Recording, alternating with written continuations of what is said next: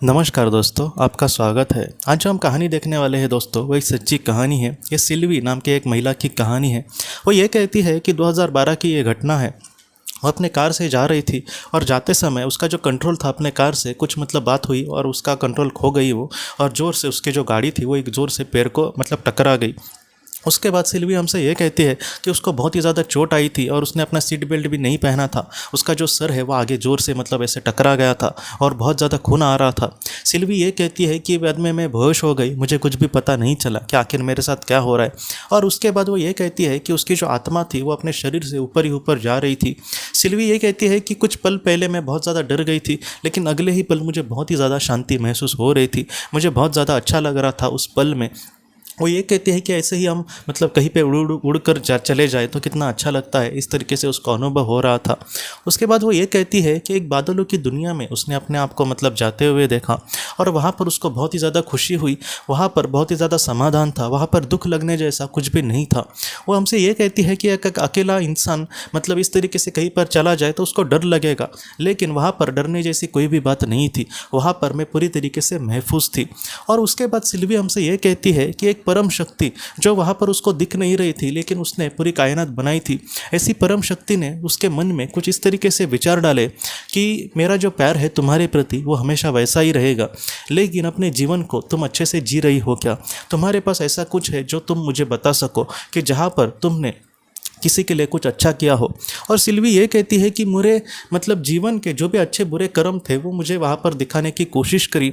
और उसमें एक ऐसा कर्म था दोस्तों, सिल्वी ये कहती है कि जब वो स्कूल में थी तब एक बहुत ही सीधी सादी लड़की, और वो ज़्यादा लोगों से घुल मिल नहीं रहती थी, और कुछ भी थोड़े से अकेलेपन में रहने वाले बच्चे होते हैं ना, और उनको बहुत ज़्यादा बच्चे होते हैं जो शरारती होते हैं, वो ऐसे बच्चों का बहुत ही ज़्यादा मजाक उड़ाते रहते हैं।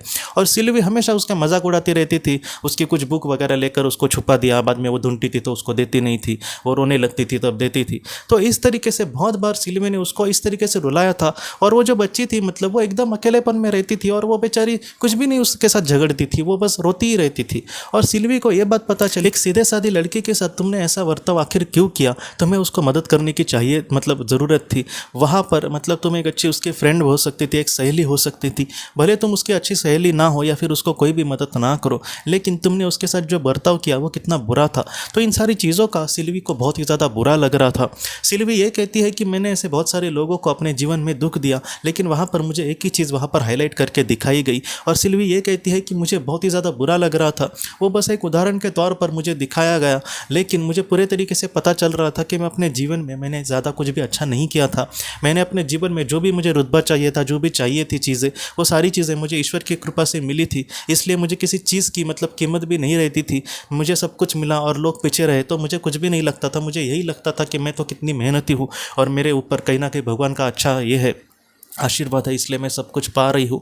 इसलिए मुझे किसी भी इंसान की भी कीमत नहीं रहती थी। लेकिन आज मुझे सारी चीज़ें पता चली कि जैसे मेरे आत्मा ने चुनाव किया था उस तरीके से मैं सफलता में तो आगे की एक एक सीढ़ी पार करती गई, लेकिन मैं एक अच्छी इंसान नहीं बन पाई। सिल्वी ने यह कहा कि मैंने अपने लोगों को जो भी दुख दिए थे वो सारी चीज़ें वहाँ पर मुझे पता चल रही थी।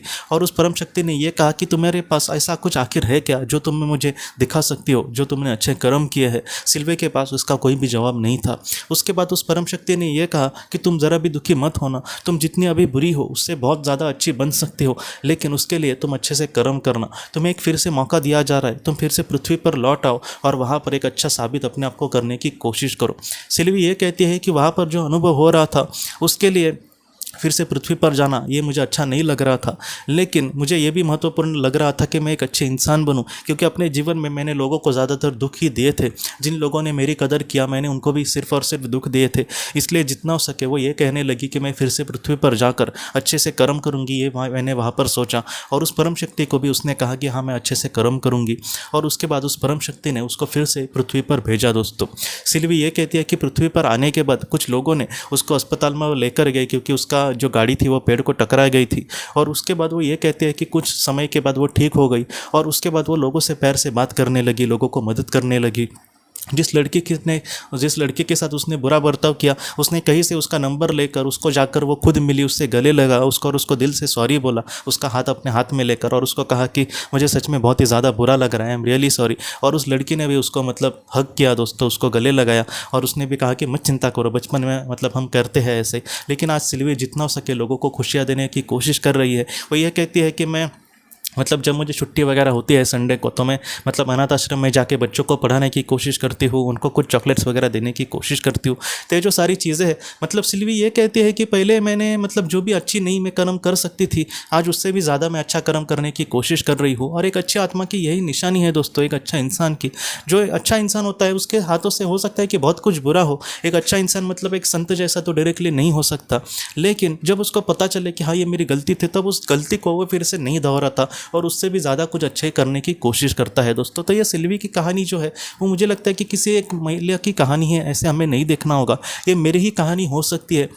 हो सकता है कि मैंने भी अपने जीवन में बहुत सारे लोगों को दुख दिया होगा, लेकिन उससे भी ज़्यादा मैं आज लोगों को खुशियाँ दे सकता हूँ, उससे भी ज़्यादा मैं आज लोगों को बहुत ज़्यादा निस्वार्थ प्यार दे सकता हूँ, उससे भी ज़्यादा मुझे आज लोगों के आशीर्वाद मिले, मैं इसके साथ अच्छा करने की कोशिश कर सकता हूँ। तो इस तरीके से अगर हम अपने जीवन में आगे बढ़े तो हमारे आत्मा का जो विकास है, हमारी आत्मा की जो ग्रोथ है वो बहुत ही अच्छे से हो सकती है, और उस दुनिया में हम बहुत ही शांति से और बहुत ही सर उठा कर जा सकते हैं कि मैं अपने जीवन को बहुत ही अच्छे से जिया, मैंने अपने जीवन का बहुत ही अच्छे से सार्थक किया। तो ऐसा जो जीवन है एक आत्मा के लिए बहुत ही ज़्यादा महत्वपूर्ण होता है दोस्तों।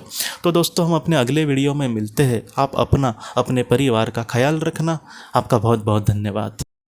ज़िंदगी की रोशनी ये एक कंसल्टेंसी है जो ऐसे लोगों को मदद करने की कोशिश करती है जिन्होंने किसी अपने को खोया है, या फिर जो लोग अपने जीवन में बहुत ही ज़्यादा दुखी है। जो लोग इस संस्था के साथ जुड़ते हैं उन्हें पास्ट लाइफ रिग्रेशन की ऑडियोज़ भेजी जाएगी, जिससे घर बैठे वह पास्ट लाइफ रिग्रेशन का अभ्यास कर सकते हैं, और उन्हें 5 मेडिटेशन ध्यान की भी ऑडियोज़ भेजी जाएगी। और इसके साथ साथ उन्हें PDF किताबें भेजी जाएंगी जो हिंदी और अंग्रेज़ी में है, जो मोबाइल पर या फिर लैपटॉप पर आप उसे पढ़ सकते हैं, और 10 ऑडियो बुक्स भी आपको भेजी जाएंगी।